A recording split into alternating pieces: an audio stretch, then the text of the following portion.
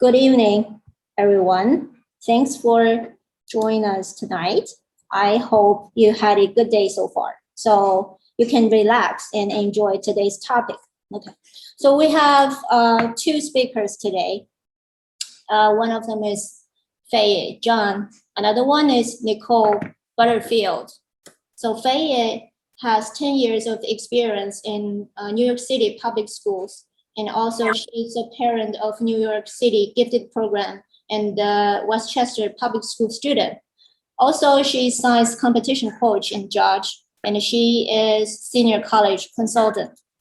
Nicole has 30 years of experience in private schools in New York State, Connecticut, New Jersey, and then New Hampshire, right? So she's also a parent of Montessori and Hackley students. Also, she's a former private school admission officer. So she is a senior college consultant as well. I think, so first, thank you both for coming today.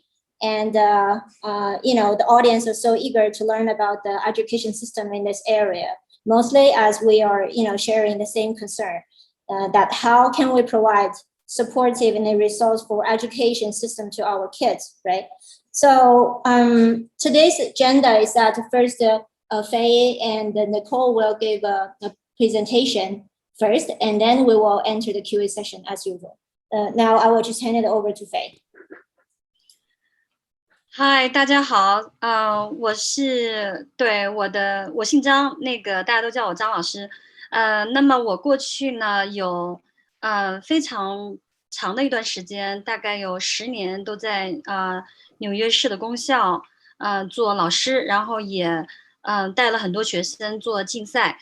那么作为一个家长呢，我住在 Westchester， 那我有2个孩子，我的孩子呢，从他们小的时候，我们就像很多的父母一样，然后带着他们参加这个 GT program， 然后帮助他们考上 New York City 比较好的gifted and talented school， 然后所以在我过去的很多年的经验中间，那么就包括作为New York City gifted and talented school parents， 还有那他们是在小的时候到了 Ardsley， 到了 Westchester 这边的学校，所以我们也作为 Westchester 的 parents。后来他们在 Scarsdale， 然后我也作为 Scarsdale 的 parents， 所以I do have a lot of experience， 有很多的经验呢可以给大家分享。所以如果我们一会儿呢，就是会在这个讲座中间会包含有比较多的内容，就是会从公校呢，我们的公校就会包括 New York City 的比较好的公校，那包括 Five Borough， 那我想华人会比较聚集在喜欢 Queens 和 Manhattan， 那么就是还有那个 citywide 的那些比较好的那个 gifted and talented school， 我也会稍微提到一下。那我们现在就请 Nicole， 她的 background 是跟我 completely opposite， 所以她是来自就是从她读高中到他读大学，所有的旅程全部都是 private school， 所以他包括他工作的过去30年全部都在 private school 里面工作，还有做 consultant， 所以他有很多的经验。那么也包括可以给大家分享一下他是如何指导孩子们怎么样申请私校，那私校和公校相比较起来，哪一个会更加符合我们的需求？Now, Nicole, it's your turn. So I'm Nicole Butterfield. I've been living in Westchester since 1998, and I've really enjoyed working in independent schools for most of my life. I'm the mom of 3 quite grown children now. I have a 9th grader and a college graduate and a college junior. So we've been through preschool to all the way through college together.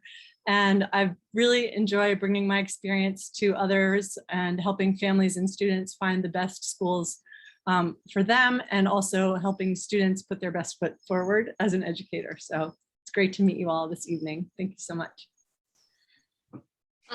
Yes, Jennifer 是我们的一个同事，然后她呢是，她是不会讲中文的一个华裔，然后她她是在帮助今天晚上会 assist 大家会有什么问题啊，她也可以尽可能的就是 collect 问题，然后帮助这个给大家可能会给大家share 一些什么样的 information， 对。Hi, everyone. My name is Jennifer. I am the parent coordinator with Booming Minds. I'm here to make everyone's life easy. Any questions, any comments you always have, we are always welcome, and you can always reach out to me. It's nice to meet everyone, and we're really happy to be here today for a really exciting evening. Thank you, everyone. 那么接下来呢，我们会请 Nicole 会先来给我们，就是我们会讲一下这个今天晚上，因为我也很感谢大家能够先把一些问题都发过来，让我可以看到。那么我们在看那个问题中间看到了比较多的家长是关于对于年纪比较小的小朋友，他们在申请 Pre-K 啊、Kindergarten 啊，还有那个 Elementary School 他们的需求，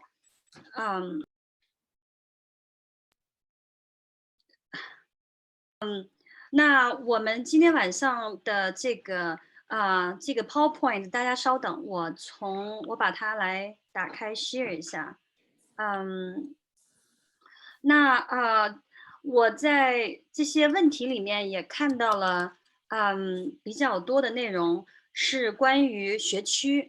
那么因为我自己本身是一个 public school 的一个 parent， 也作为一个 public school 的一个 educator， 所以我对于这个 Tri-State 这边的这个 public school 还是比较有一些的了解，无论是作为一个 educator 的 background， 还是作为一个 parent background， 所以今天晚上可以，我们从我们的 PowerPoint 的第一章，然后我给大家share 一下，那么呀，这个是我知道有很多的家长也会觉得，是不是我有 budget 我就一定是 一定是 private school 呢？那么我们在做任何决定的时候，首先我会请大家问自己一个问题，就是我的小朋友是什么样的性格？那我是不是很了解我的小朋友呢？所以哎，稍等一下，不好意思，然后对于我来讲，我觉得最合适的才是最好的。那也许我们是有足够的 budget 可以做任何的决定 ，That's really good。但是对于小朋友来讲，他最适合什么样的学校呢？其实我们先来看一下，他们的这个属于哪一个类型？那在这个里面，稍等一下啊，那在这个里面呢，我们可以看一下，就是作为小朋友来讲呢，我们今天晚上的这个讲座是比较 top public school 和top 的 private school。如果我们比较这两种类型都是顶尖的公校和私校的话，那么我们的想法是我们应该去哪个学校，是根据什么样的条件所来决定，对吧？那么当然，如果我们选择这个顶尖的公校，我们会说这个 review 很好啊，我的朋友们都住在这个地方啊，然后跟我家也很近啊 ，right？A lot of reasons。那我也可以把这个上私校的钱省下来，他们可以上各种 enrichment programs，right？那我知道有很多家长，孩子们都是要上 sports，right？ 学 music，包括学英语啊，包括阅读写作，包括上数学竞赛，就是你就会发现，除了我们的学费以外，其实孩子还是有很多额外的花销，因为我们的目标是一个，就是怎么才能让孩子在他的环境中可以拔尖，怎么可以让他们在他们的氛围中间可以 stand out，因为你不管在哪个学校，他是不是能够 stand out，这个决定了他未来的成就，决定了他未来可以去什么样的大学。那么我们选择 private school， 我们的原因是他们的排名也是很高 ，right？ 学校的环境非常好，学校的教室非常的这个child friendly，right？ 因为很多的私校的教室啊，会趋向于比较有很多空间让孩子们可以玩，然后会觉得玩具很新呐、书本很多啊，小朋友很无忧无虑的样子啊，老师给的 attention 很多啊，老师看上去很爱我的小朋友啊，这所有的原因呢，都会让我们特别的喜欢这个私校，which is true, right？每一个小朋友他们都 deserve 最好的 attention， 最多的爱，可是我们就要考虑一下怎样的选择是比较合适的。那我们看一下这个，就是我如何选择 public school 还是选择private school？那么 whichever reason， 那都是根据我们家的小朋友来的。如果您的孩子他的性格又很正能量，很独立，他对他的外界充满了好奇心，然后他又非常的 friendly， 他喜欢小朋友，喜欢帮助别人，然后他对于困难这个非常努力的想要克服他的困难，而且他在每一件事情中间，他都会表现出没有很emotional。你比方说，当然小朋友小的时候可能会 more or less， 他可能会表现出他的 emotion， 但是当我们说他在看他喜欢看的书的时候，当他在想要发脾气的时候，他是不是能够就是能够这个很容易的被别的事情喜欢的事情所能够 be happy， 能够 change 他的 emotion， 他在很多的方面是不是能够很 confident， 不是很这个很 easy to be frustrated。那么如果您的小孩不管是在所有的方面，如果都是觉得很容易很 easy kids， 我们把它叫做 easy kids，right？ 如果他是这种类型的小孩的话，那么我们会说，其实你可以去任何学校，任何学校的他们都会喜欢你的小朋友，只要这种 happy child， 每一个学校都会喜欢。就是如果你有这样的小孩的话，他可以帮你省很多钱。那么这个第二种是 if your child 是属于他愿意跟他的小朋友一起配合，是个 team player， 然后他也比较喜欢读书啊，然后做一些手工的活儿，你给他一点这个手动的玩具啊，然后他会想办法去 figure out， 然后他也他对于一两个小朋友的这么一个 small group setting， 他也比较喜欢。那他也enjoy 坐在一个小凳子上，坐在那里跟看他的书，或者是跟他的小朋友一起做一点这个小的 project， 或者老师过来的时候，他能够 enjoy 跟他一起这个有一个比较好的对话。那么这样的孩子呢，非常适合像 Montessori 这样的学校。可是呢，我们会说academically 就是学习上他需要有一些的支持。比方说他遇到困难，他来找老师，然后老师会帮助他，然后完了以后他就会很开心的就走了。那如果您的小孩是属于他需要很多的 academic support， 那么他可能需要在公立学校。在私立学校呢，如果小朋友有一定的需求依赖老师，那么会比较好。但是如果他在 academic 比较落后，当然我们每个人都希望自己有非常聪明的孩子，可是呢 somehow 你就会在随着孩子成长的这个过程中间，你就会发现他们也许也许只是普通的 smart，他们也许 more or less，他需要有一些的 support。那么我们会当家长的会忍不住很 frustrated，but that's okay，因为这个时候呢，私校和公校都会给你很多 support。那么我们说为什么说 need some academic support，指的是在私校里面，他们不 prefer recruit 有更多需求的、有更多依赖性的孩子，他们会 prefer 这种有更少依赖性的孩子。那么最后一个，如果你的小孩不小心是 IEP，就是他可能是特殊教育，那指的是什么呢？就是 ADHD 啊，attention deficiency 啊，或者是他在过度注意力过度集中，或者是注意力过度不集中诸如此类这样的这样的 IEP 的小朋友，那么我们是强烈推荐他上公校，因为这样的公校呢，其实政府的 funding 还是蛮多的，所以他可以得到比较多的 attention。So, why might you choose a private school? Here are a few reasons. And I just want to start by saying this is not to say that a lot of these things don't exist in the public schools, because they do.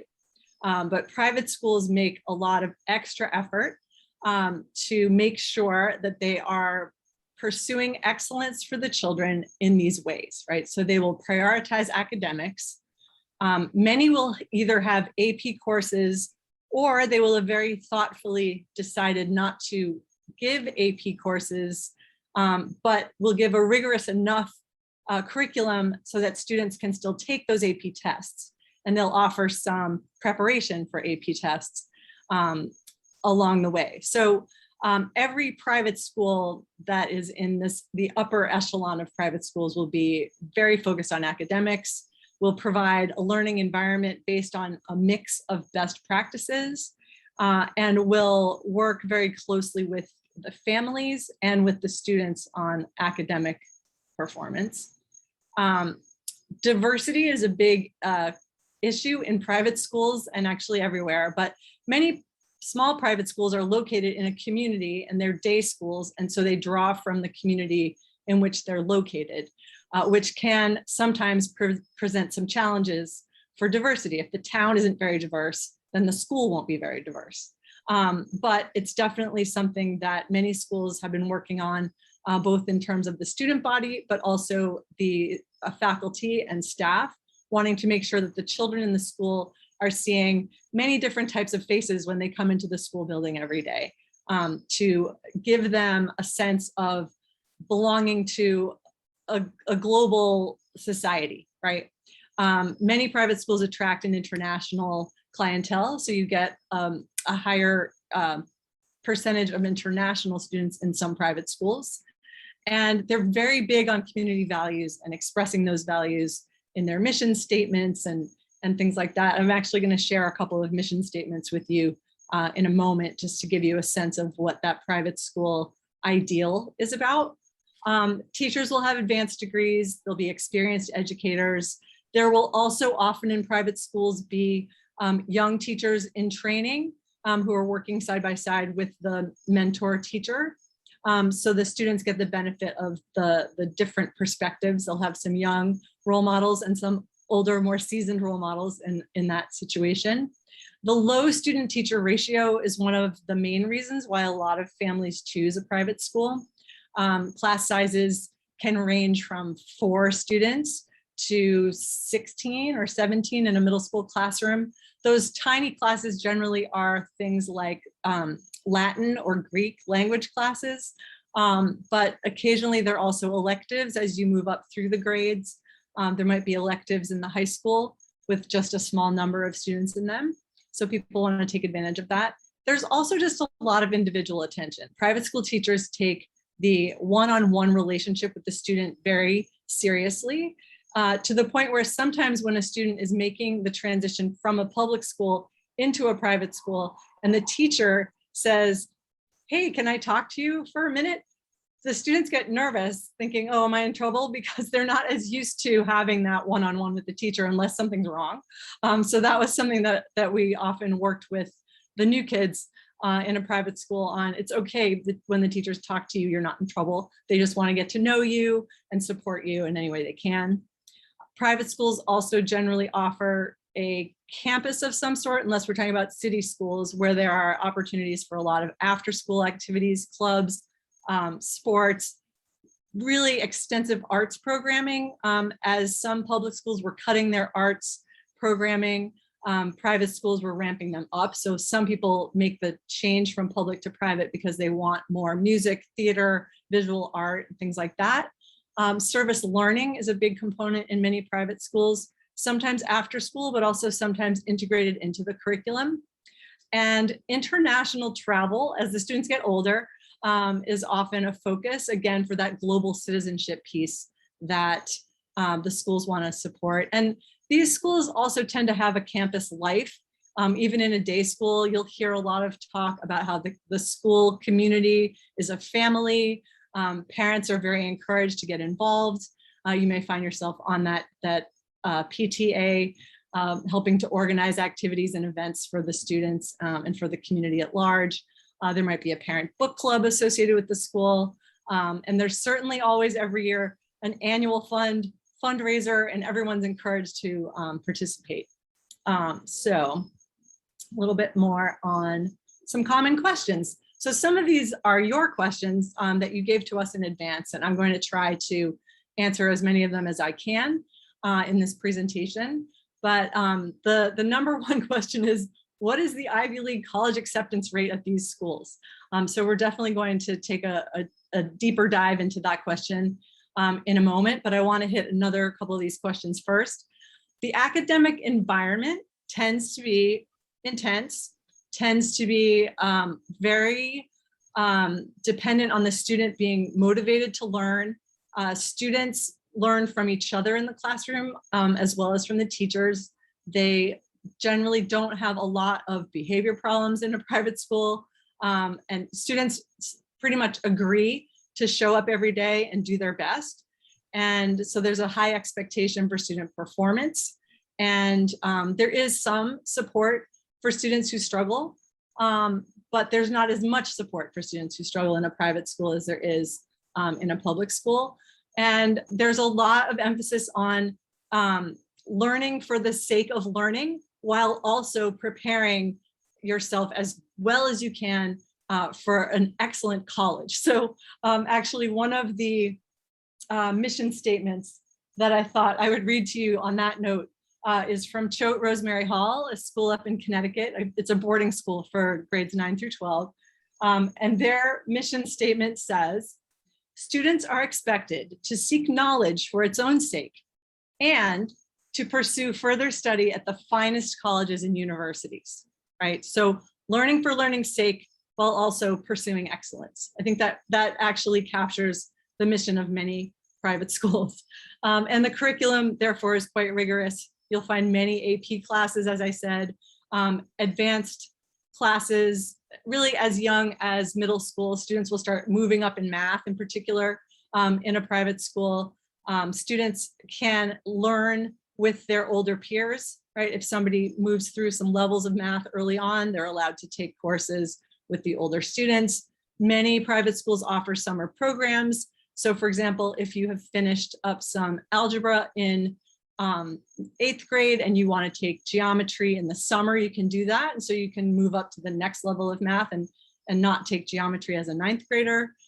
So things tend to move quickly, and students essentially embrace that when they come, and families come to private school for that rigor. Some schools will say they're teaching slightly above grade level, and depending on the school, that may or may not be the case, but some students making the transition into private school, sort of in middle school or in high school, often need some support in order to keep up. While the children who've started in the private school in kindergarten or pre-K, as I know many of your children are, will have been brought along through at a pretty good pace, so that by the time they're in middle and high school, they may be working comfortably a little bit above grade level.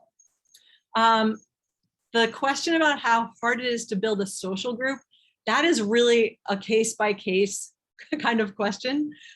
It's certainly easiest if you begin at the beginning, and not just the beginning of nursery school or kindergarten, but in an entry year. So if a school has an entry year in the beginning of middle school, that's a good time to join, or in the beginning of high school. The times when it's a little bit harder to make friends is if you come in an off year. It's also a little bit harder to get in during a year that's not an entry year. So there might only be 1 or 2 other new students, and you all know there's safety in numbers. So it's more comfortable for most kids to be part of an entry year where a number of new students are arriving at a school.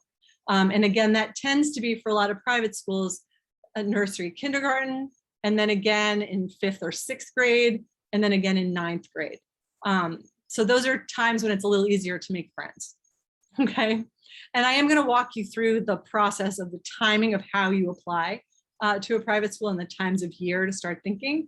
But first I'm going to address this question about the Ivy Leagues. Okay. Oh, actually, I switched it up. We're going to talk about the application process. Okay. So this is just a very brief overview and a sample admissions calendar for what your year might look like if you're thinking of applying. So if you're a new student in pre-K or K, or if you're entering grades 1 through 5, you just want to think about starting the private school application process a year before your child is ready to begin, okay? And you need to figure out their cutoff date based on your child's age, and that will be on the school website, right, on the admissions page. You will make friends with the admissions pages of these schools where you want to apply. There will usually be an online inquiry form on the website, and there may also be an application on the website. So some schools require the inquiry form first, and then they send you information about how to apply. Other schools simply put the application online and you fill it out, and then you wait to hear from them. If you have questions for the admissions office, it's a great idea to email them.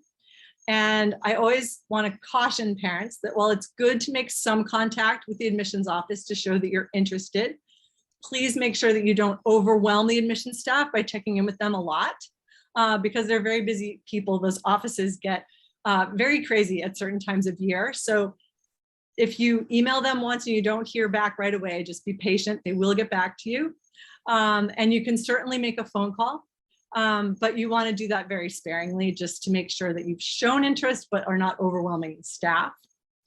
So here's a sample admissions calendar. You can see that in any given year, mid-November is generally a time when there's an admissions deadline. But again, this can vary school by school, so please check. You're going to submit and pay for your application by that deadline, and that will include any financial aid forms that you might need to fill out. And then there are a number of other things you need to do after you submit that initial application and you pay the admissions or the application fee. There will be an admissions assessment of some sort for your child. So for a very young child, that's often an in-person, and of course, in COVID times, everything's a little bit different. So it could be virtual, but usually it's in person with a child development specialist who will assess your child's readiness for the school and also their potential for being able to handle the academic load ahead, right? Because they want to accept kindergartners and nursery school students who will be able to be successful, not just through kindergarten and nursery school, but up through their lower, middle, and potentially upper school if the school has an upper school. There is usually a parent interview also, so the admissions folks will want to talk to you as well. And you'll need to send the school report from the current teacher, and of course, any grades or test scores or things like that. The private schools generally ask for an ERB test or an SSAT test. But there are certain standardized tests that they want, which are totally different from what you might have done in a public school setting. The littlest kids, though, they don't really take those tests. They just meet with the nice lady and play with toys and sing songs, and the lady assesses them in that way, usually in the office. Very often there's also a parent statement, which is a note that you will write introducing your child to that admissions staff, okay? And then Once you've finished all of that by mid-January, you need to wait a little while. Usually in the second week of February, you'll get your decision letter, which will either be an acceptance, a rejection, or you might be waitlisted. And if you are waitlisted, it's very important to say, please keep us on the wait list. Yes, we're interested, because every student who gets accepted to a single private school doesn't necessarily go there, right? Just like colleges. So you might get in off the wait list. So don't despair if you're ever waitlisted. Okay. Okay. So the private school admissions folks are looking for students who have good academic and intellectual ability and a range of interests. They want to see someone who's got some really joy in activities outside of the school day, right? Kids who do activities outside. And if we're talking about the littlest kids, right, this is a little bit different, but for the slightly older ones, they're looking for character and maturity, or for someone to just be a genuine good fit with the school. So someone who will thrive in the environment of the school. They're also looking for supportive parents, okay? What they are not usually looking for are really pushy, entitled seeming parents, right? So sometimes in an admissions world, parents can fail the interview for their very small child by being impatient, pushy, mean to the secretarial staff in the office, things like that. So it's important that you do not fail the interview for your young child, and that you show your absolute best self when you're on the school campus. And I'm sure everyone here would never do any of those things, but I have seen those things happen. I've actually seen parents fail the interview, and it's always heartbreaking for me to see a child not have an opportunity because the parents didn't behave very well. Okay. The children generally do great, but again, a child who comes across as very entitled and maybe not a team player might not gain admission. And I've actually interviewed students whose parents wanted them to attend the school, but they don't want to come. So sometimes students fail the interview on purpose because they didn't want to go and their parents made them come to the interview. So that's always an interesting one. But hopefully in your case, your child will be on board with this plan and that won't be anything to worry about. Okay, so I saw some numbers floating around in the chat earlier on. And I'm not going to read this whole slide to you, but I just wanted to put some information in front of you about these Ivy League school acceptances, because I know it's a burning question for many people. So I'm just going to touch on a couple of quick things here, but I want to give you some time to take this in. Okay. Only 7% of high school students attended private high schools in the United States in 2019. But private school graduates make up a third to half of first-year classes in the most selective colleges. And the second statistic, if you're only going to read one of these because you don't feel like reading, is really telling. NAIS is the National Association of Independent Schools, which is a private school consortium. And most private schools belong to it and are accredited by it. So 10% of graduates from those independent schools and another 2% of other private school graduates were graduates of Ivy League colleges. This compares to 1% of graduates from public high schools. So I think that those numbers are the most clarifying about sort of what the Ivy League school acceptance percentages are. And I saw some comments about legacies and things like that. So this next one is about that. 10% of students admitted to Harvard's class of 2018 were recruited athletes, 12% legacy, but 40% went to a private school, okay? And these New York high schools that are listed in that bottom one there, they have Ivy League acceptance or enrollment rates above 30% or 40%. And a lot of people want to know why. Okay, why does this happen? And I just want to say that it isn't necessarily because private school students are better by the time they become seniors. It's true that they're very strong they're dedicated, they work hard, they play hard, they are involved in many, many different extracurricular activities, and they do a lot of things in the world to distinguish themselves. But these numbers suggest there must be something else going on. And the place where that happens is in the college counseling office at most private schools, okay? The college counseling is extremely robust in the private high schools. And in fact, some schools offer classes to the students about how to write your college essay. And they submit a lot of information and data to the college counselors to help them figure out their lists. And it's a full-time job for a very large team that also tends to have a really good relationship with some of the Ivy League colleges, right? So there you'll see some high percentages in a minute for some of these schools, and I think you'll see some patterns emerge. Okay. So here are some statistics about some really strong schools that we know of. These are some of the day schools. Trinity and Horace Mann are two very competitive private schools in New York City. Choate, Rosemary Hall, again, I mentioned, is in Connecticut. And the Lawrenceville School in New Jersey was established as a feeder school for Princeton University long ago. It used to be all boys, it's now co-ed. But you can clearly see that Trinity must have a good relationship with Harvard, right? Horace Mann has an excellent relationship with both Harvard and Princeton. And the Lawrenceville School and Princeton, they are right next door to each other, right? Also have a really good relationship.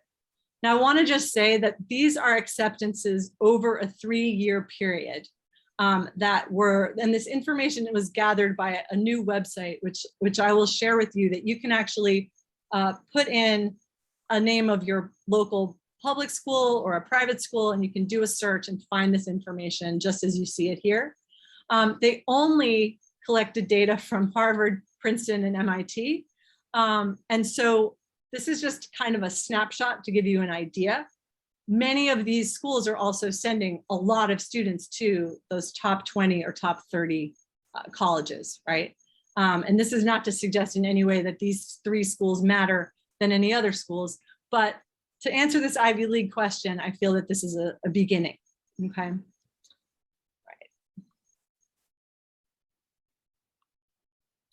So we're talking about private school like it's all one big thing, but there are many different types.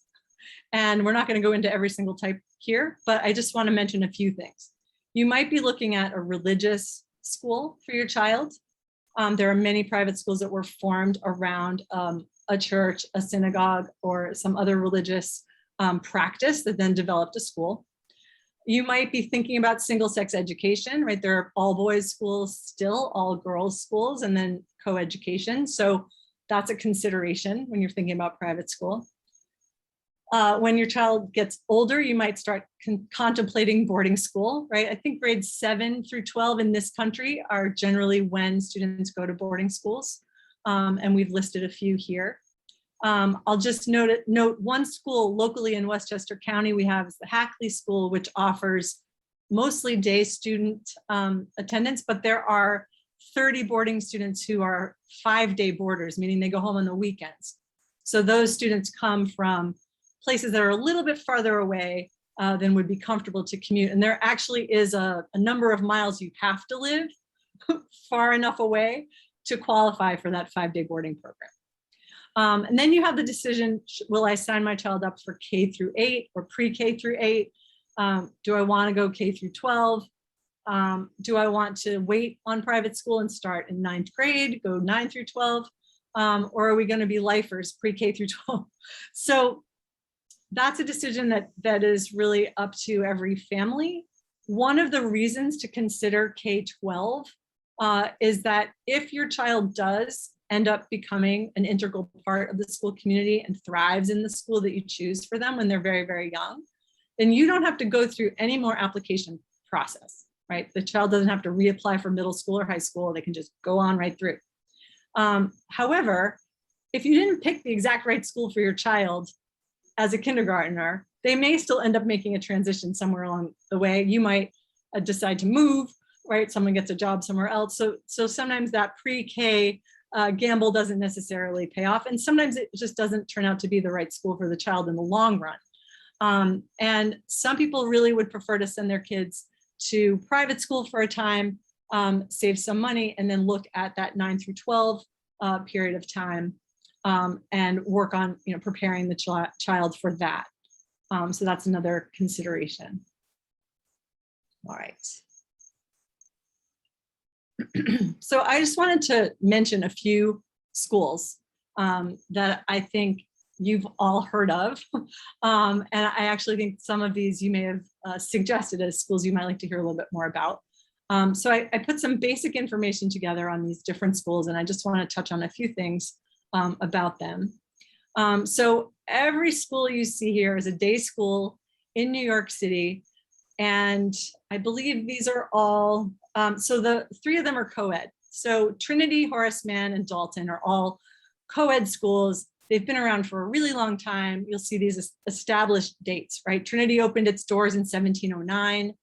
The only school here on this list that opened their doors earlier is Collegiate. It began in 1628 with some Dutch settlers in New York. It is still an all-boys school.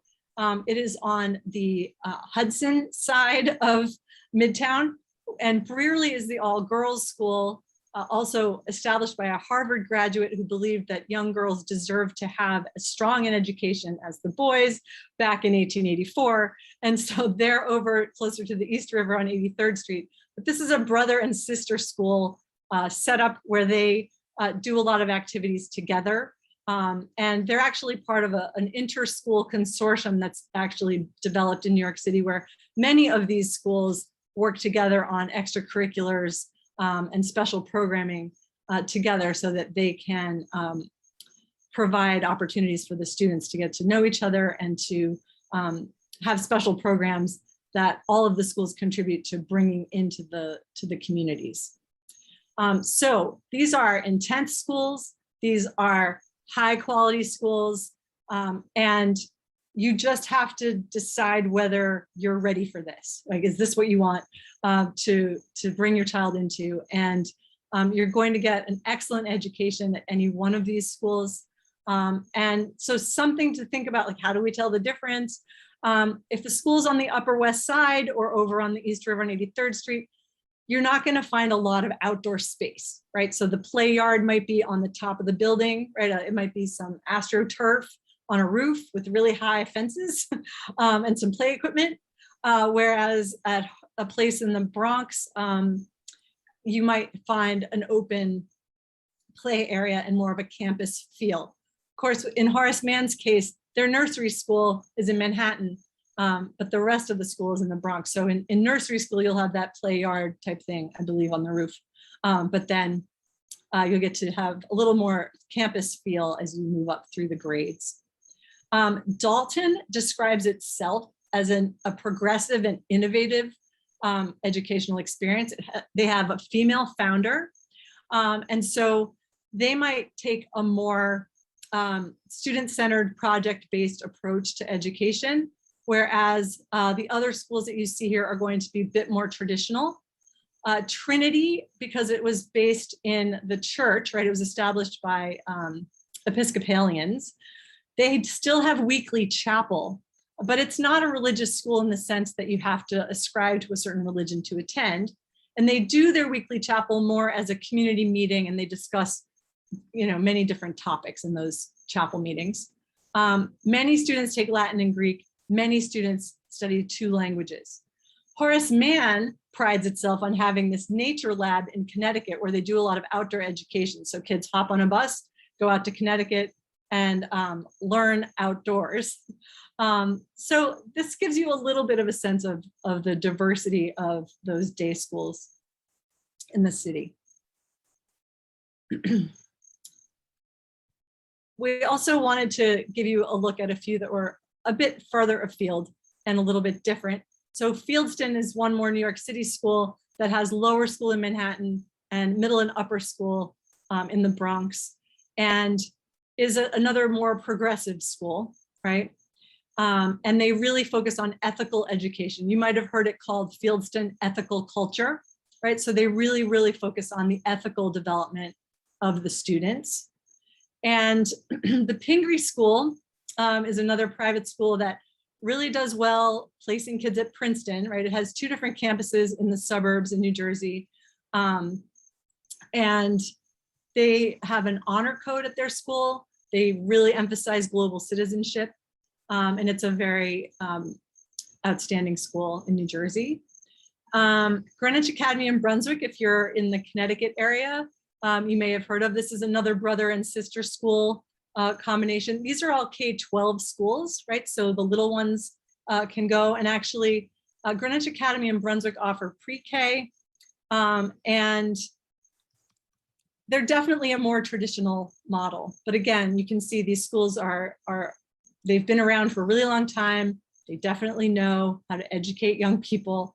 And that brother-sister school connection at Greenwich Academy in Brunswick is a little bit extra special because the schools are actually right next door to each other.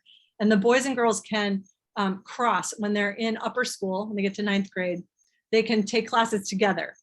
With the exception of the math classes that remain single sex because of studies that show that girls continue to do better in math when boys are not in the room. So that was a study that was done, and Greenwich Academy is keeping their math single sex for that reason. But otherwise, they study together.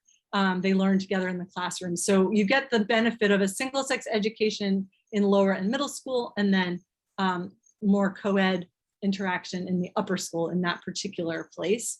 I want to mention the Whitby School. It's a Montessori school in Greenwich, Connecticut. It was the first Montessori school in the United States. It is a student-centered, project-based, hands-on learning method.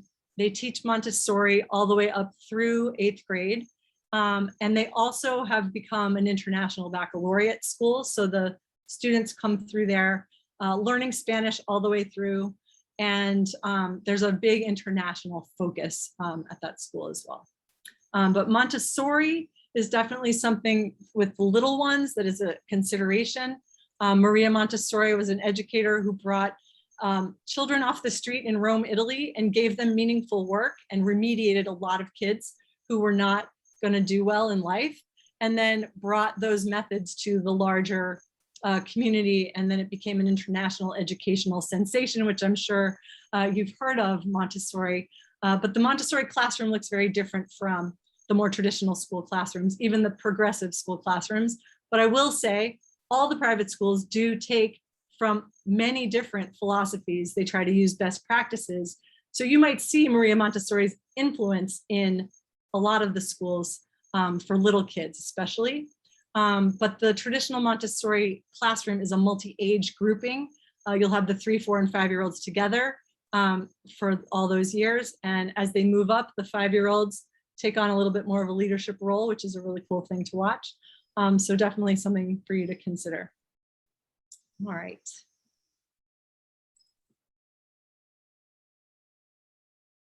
Moving right along. Okay, this may be a long way off for some of you if you have little ones, but this is just a selection of boarding schools that we wanted to mention. 9 through 12 boarding schools in and around New York, New Jersey, and Connecticut. These are some of the best ones, some of the most fabled ones you may have heard of.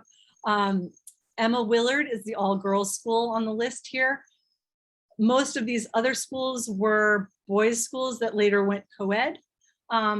Choate, Rosemary Hall is the merging of Choate School for Boys and Rosemary Hall for Girls. They came together in 1971. And that's the school with the mission statement about being really motivated to learn for learning's sake and go to the best colleges. Okay. Lawrenceville was the feeder school for Princeton, and it still is, right? Lots of kids from Lawrenceville go to Princeton. They use a Harkness table, which is a method of learning, kind of a seminar style around a table. There's a lot of conversation, and they really emphasize experiential learning. They have a beautiful campus, and they call their dorms houses, and they really emphasize the family feel in the dorms. All of these schools will have incredibly beautiful, extensive campuses, right? So that's something you can expect to find.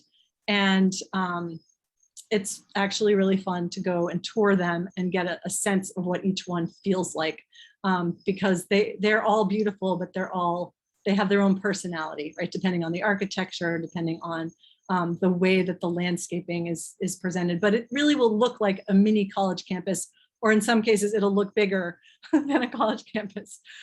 So it is a great way to prepare a student to go to college, have them go live someplace like these schools. So one just quick thing about Hotchkiss up in Lakeville, Connecticut, which is rather rural. They're part of the Round Square Global Network of schools, and that gives students a lot of opportunities for study abroad, for school exchange. You'll have kids from other countries coming in for a few weeks to get to go to classes with the Hotchkiss kids, and then those kids will go spend a couple of weeks at another school abroad, and they do a lot of collaborative projects with schools all over the world. So that's kind of a fun one to look for when you're looking at schools. Think about Round Square. And Emma Willard mentions on their website very prominently their Ready Center, which is essentially a center for health and wellness. A lot of schools right now are working on this issue of student wellness. They are also working very hard, all of these schools, on their diversity, equity, and inclusion. You've seen some statistics on my slides that I haven't been reading to you, but a lot of schools, private schools, struggle with diversity, equity, and inclusion.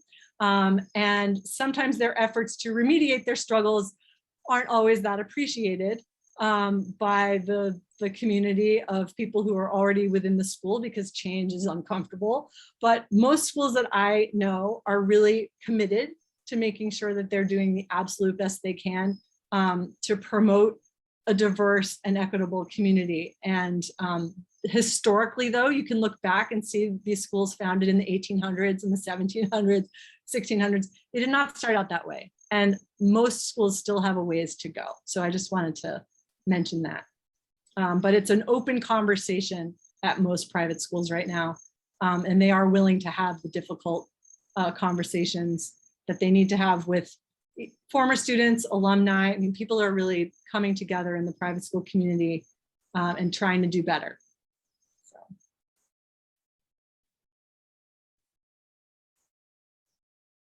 Here are just a few quick misconceptions about private schools. Private schools have more opportunities than public schools. It really depends on the school.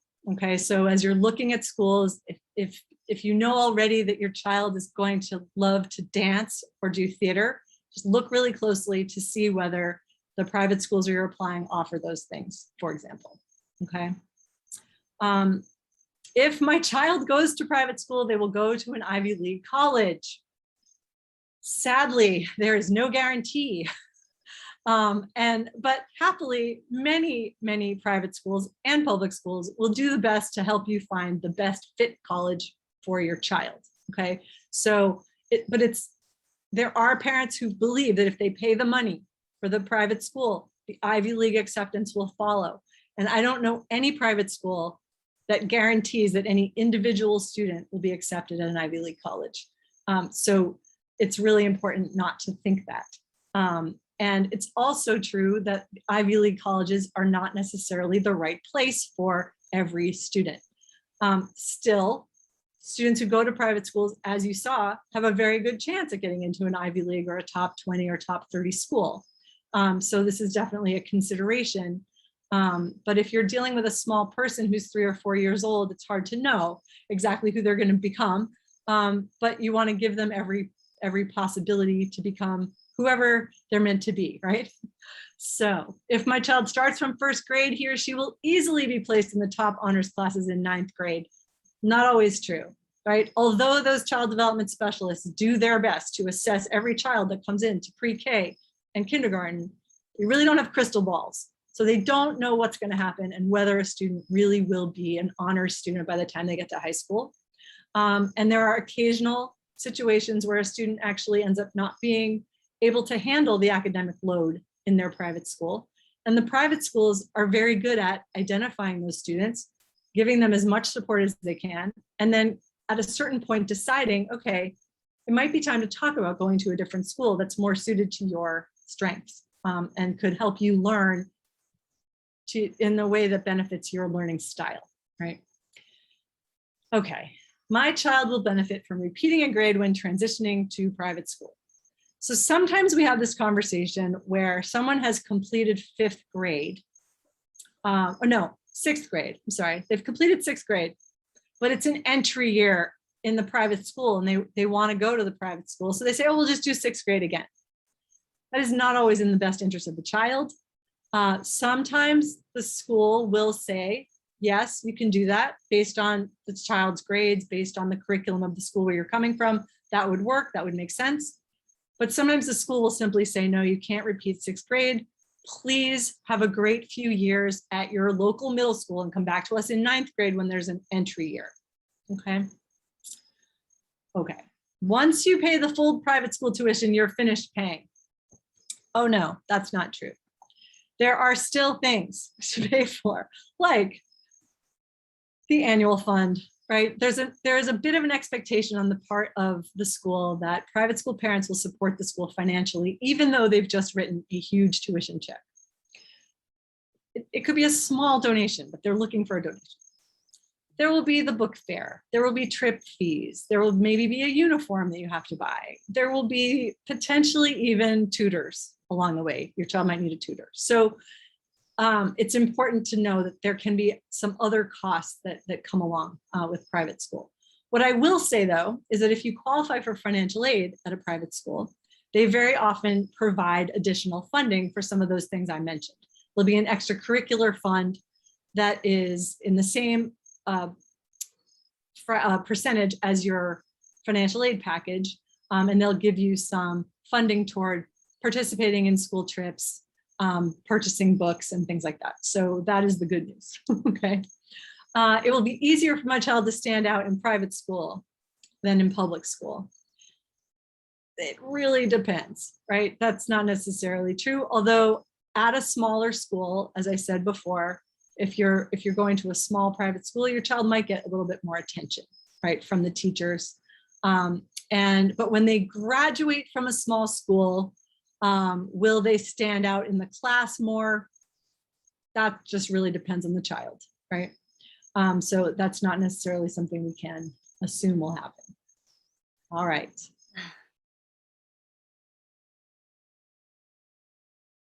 Well, I guess, parents are, Jamie is interested in what are some of the top bilingual private school in Manhattan. And then my answer is, for all top private schools, I know they do not have a dual program. Well, I do understand, I do have my understanding, because now I hold a bilingual certification as well. So for dual program, well, you can just also call a bilingual program. So they don't have a bilingual program for every single project. Well, maybe, but I saw the parents, mention Avenue school. So I checked the Avenue websites, they do have an immersion. So maybe my understanding, could be a little bit different. Mm-hmm. But I do think for immersion program for both Mandarin and English could be, we only have 1 or 2 subjects, that's it. Teaching in both language, right? So that's why they use a lower division. So lower division students could, well, you probably teach English, right? And you teach foreign language, and then you teach social study. So maybe I'm wrong, but I do not know how many classes they would emerge or teach students in both languages. Mm-hmm. So, and also how much language they were used, how much they were used Mandarin, for example. They could have used a 50-50 or 80-20 or 60-40. So nobody can define, and no principal will be able to tell, you are using 50-50, right? Because it's hard. And also I believe it works, but I don't think it works that much when you are trying to learn both languages. What I learned is that when you, for New York City has a lot of resources. Some schools, elementary school, they do have after school mandated. They have 3 hours after school teaching Chinese. So that's the only school I saw is in the Lower East Side. Well, I think, it's gorgeous because, I saw a lot of review from the parents, they talk about, they said, well, it's obvious, some parents are not happy, with the 3 hours mandated after school program to learn Chinese, but it works very well. For immersion or a dual language, teaching the same something with the 2 language at the same time. Well, if you can have it for all day, that completely, it works pretty well. But if it's only for 1 class or 2 classes, the most, is very limited effect, the result. All right, so I hope I answered that question. And then, well, I think there's another, Nico, do you have any other answer? I do think there are some bilingual immersion programs in the private school sector, but there are also a lot of offerings in public school as well. But one, if we're talking about Mandarin specifically, there's one school in the Upper West Side called the Hudson Way Immersion School that does offer both Mandarin and Spanish immersion programs. But I think, honestly, I would have to do a little bit more research to give you more of an answer about that. The school that is closest to me that I know is bilingual is the French American School, which exists in the city as well as in Westchester County. And also another question is, how do we compare Avenue to the Trinity or Horseman? I remember we yesterday we were talking about Avenue used to trying to recruit the teachers, from all different private schools. Yes.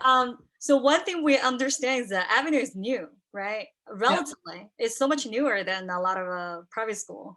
Yeah. And what else do you want to add it in? So, I mean, I think that the newness of Avenues is exciting. They definitely have made an effort to hire the best staff that they can.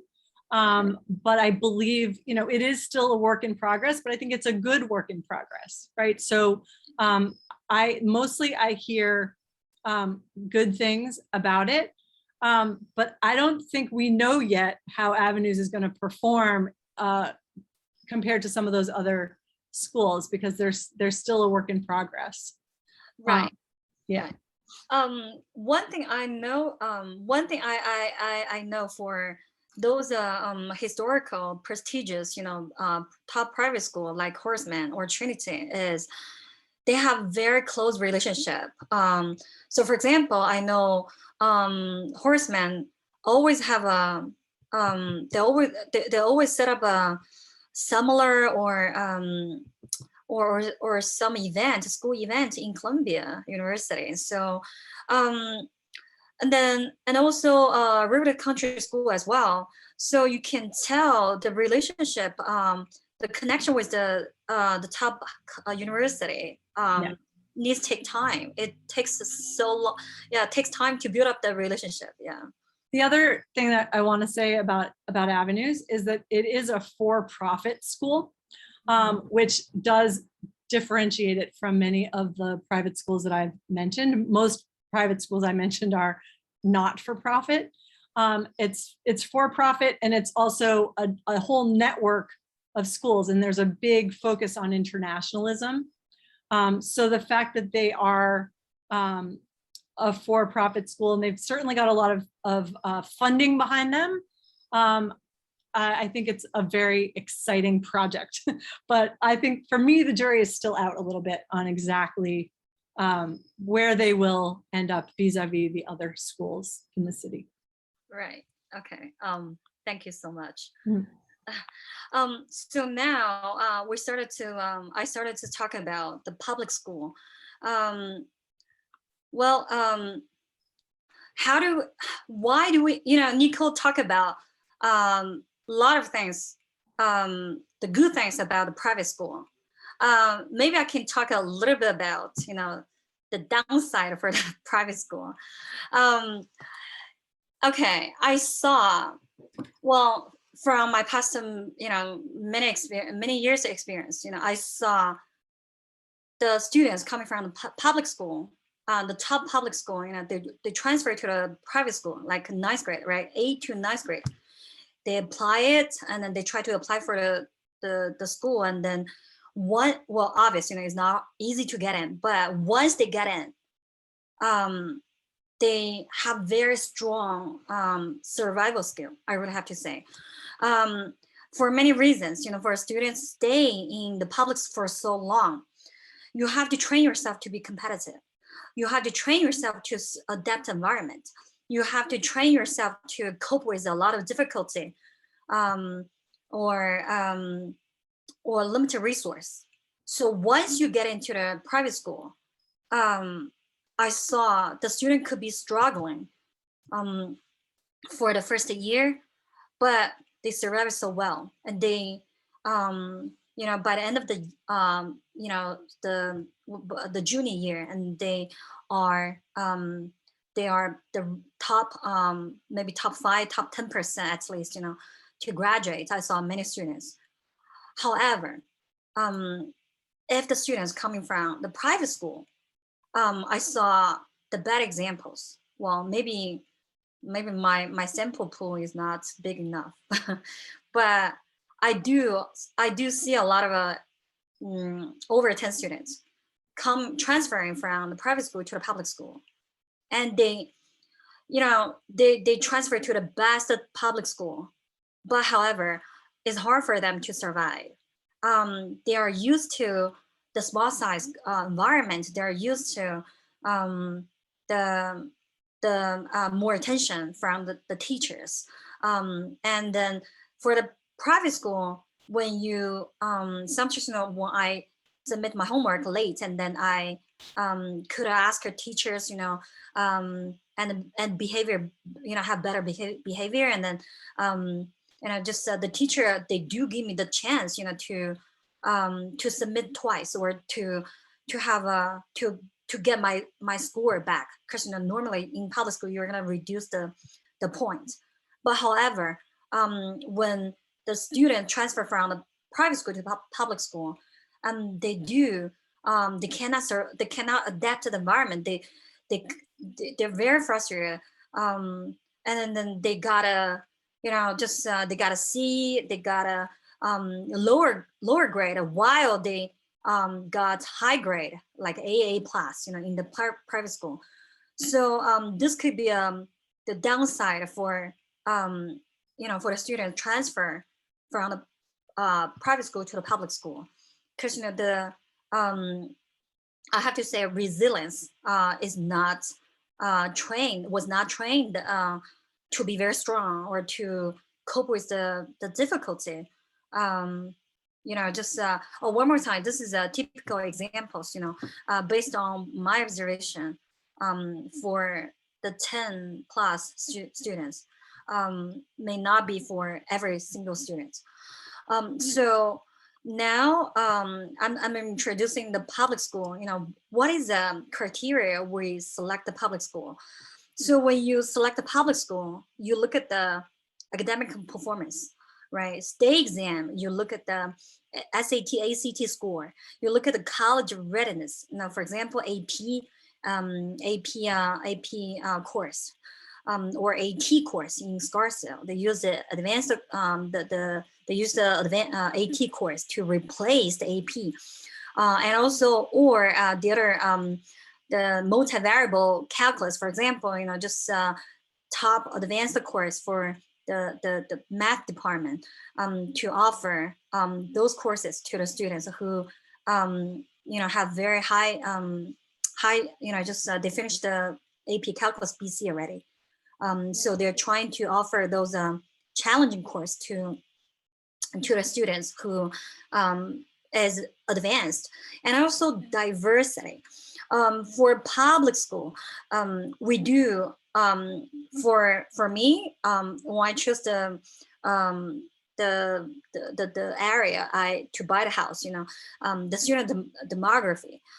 So why this is important? If the students, if Asian students is lower than 10%, well, it's hard to make a friend, or is I really doubt if the curriculum is rigorous. And also low-income students. Low-income students is very popular in the public school. For the top public school is better. But I'm not talking about low-income students is bad, but relatively low-income students has a lot of uncertainty. But however, for the specialized high school in New York City, the top 3, you can see the low-income students, they have a free lunch, and then you can see the data, and then is around 40%. So it's a really big number. 3% students learning English as second language. If the we call ESL students, if the ESL student has a high percentage, then the test score could be lower, because they struggle for the standardized test. And the teacher, for the top public school, the percent of teacher with 3 or more years is supposed to be 90% or above. Certified teacher is mandated in the public school. So when we I'm sorry. When we compare the school with the top public school to the top private school, certificate is very important for the public school. The student per teacher is a size, but sometimes we add the teacher assistant, for example. Even teacher assistant, they do not do any. Well, I couldn't say they do not do anything, but we won't consider them as official teaching, but they do help, right? They do help, but still, we still have a 20 or 20 to 30. The class size is is pretty much that's average size, regardless which school district. Is 20 to 30 is very popular. And extra curriculum, after school club. After school club is burn the money, I have to say. For the school, the richer community, the public school, they will have more money to have more after school clubs. So it's very important. And also, it requires the teachers to take care of the after school club. Without a teacher, there's no way for the school have a after school club. So more teachers, more qualified teachers, more qualified teacher with the skill, then we could have more after school club. Well, that's why Stevenson have more than 100 clubs after school. And activities and the sports, those are various, depend.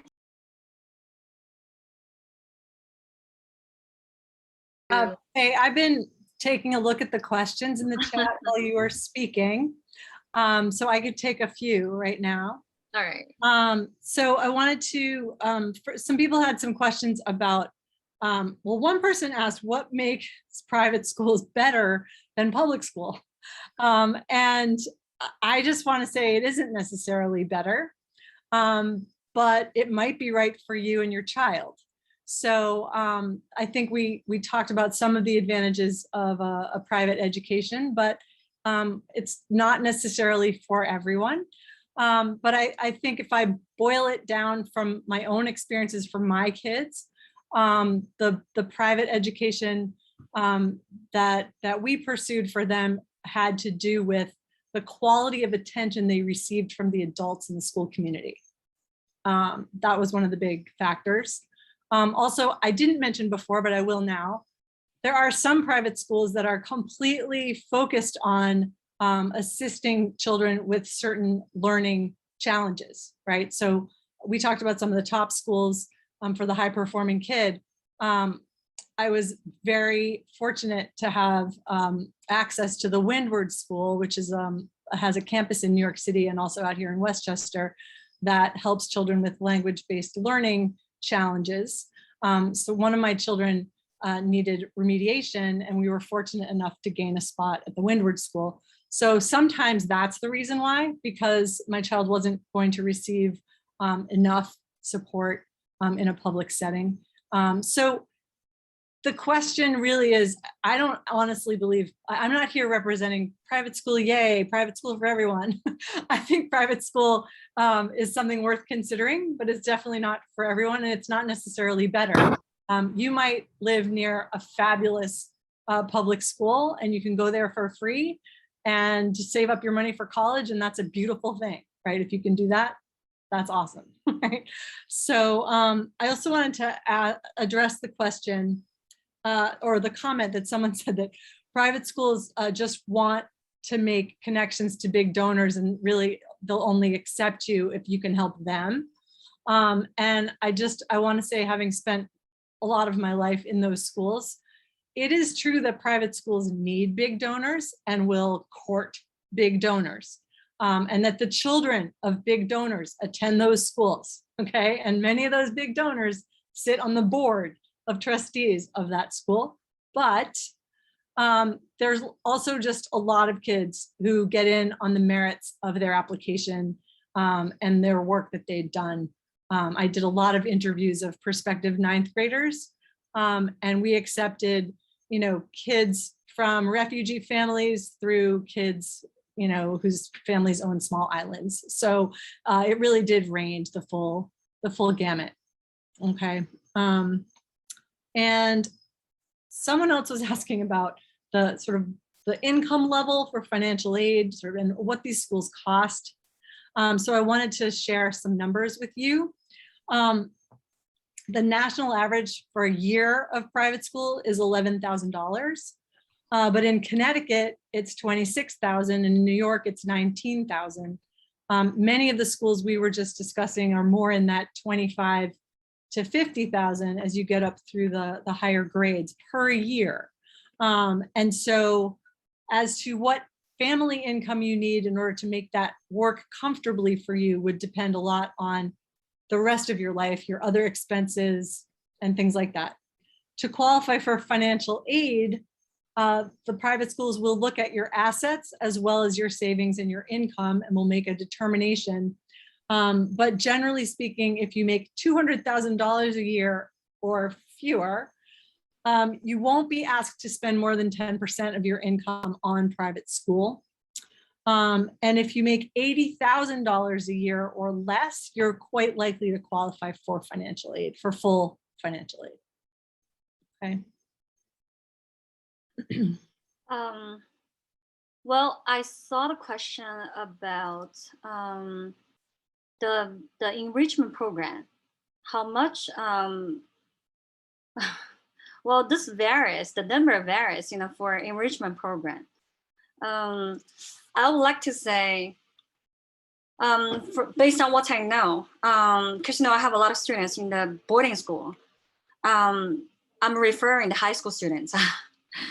For those high school students in boarding school who wants to stand out in peers, for the tutoring cost, I have to say, every year at least, well, I shouldn't say at least, maybe 10K to 20K around. Just it really depends on your budget, and then the background, and then if they need it or not.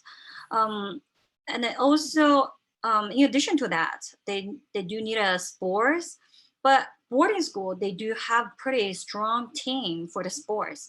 So it could save you budget a little bit.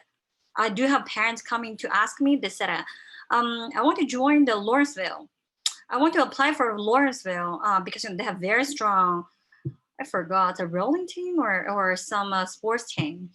And then she said, maybe it could have saved me 20K every year. Well, I said, it is true. But once you get into the Lawrenceville, and then your peers could be different. Well, regardless, what group you are, and then you have to, if you want to get into a good college, and then you have to stand out, and then you are competing with the different peers, and that means you may need to put more money in just to stand out. So that could be one answer. All right, so any questions?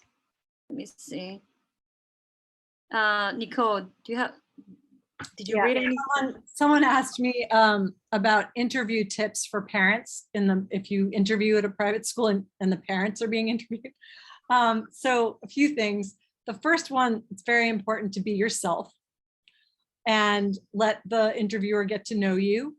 And if you're not comfortable speaking about yourself, you can practice, right? Find a friend or a neighbor to ask you questions and just practice talking to the person so you get used to talking about yourself. And be honest about your child, okay? One of the questions that I sometimes asked families in those interviews was, what does your child struggle with? Right? What are the challenges that you've had with your child? And when a parent would say to me, we've never had a problem with our child, I would feel so sad, because I don't think any parent has that experience, no struggles whatsoever with their child. But I knew that person was nervous and afraid to say something that might hurt the child's chances. It's not a trick question. We want to know how you deal with struggles with your child. What do you do? How do they handle setbacks, right? That's very important. And it goes to this very important word that we hear a lot these days, resilience, right? We want to know what happens when your child gets frustrated or fails at something. How do they bounce back, right? So don't be afraid to be honest about your child and tell a couple little stories about things that have happened. And then come in prepared with some questions about the school, right? Things that you'd like to learn. Make sure you look at their website, their virtual tour and all that. And if you're having your interview via Zoom, which some of you might, just make sure you're looking straight into that little light on your computer where the camera is, so that you're not looking down the whole time. Looking at the face on the screen, you'll be looking right about here. If you look into the light, you'll be looking directly into that person's eyes. Okay. We cannot cover all the questions in the Q&A session, so probably we can answer the questions offline and publish in our articles, so we can publish and the audience can see it. So, and I think we covered a lot about the private school today, but we didn't have enough time to cover the public school. So hopefully we can have a second session probably in 1 or 2 weeks. So, we can continue this topic. So thank you so much, Nicole, and thank you so much, Ms. Zhang, for coming to share with us. It's greatly appreciated.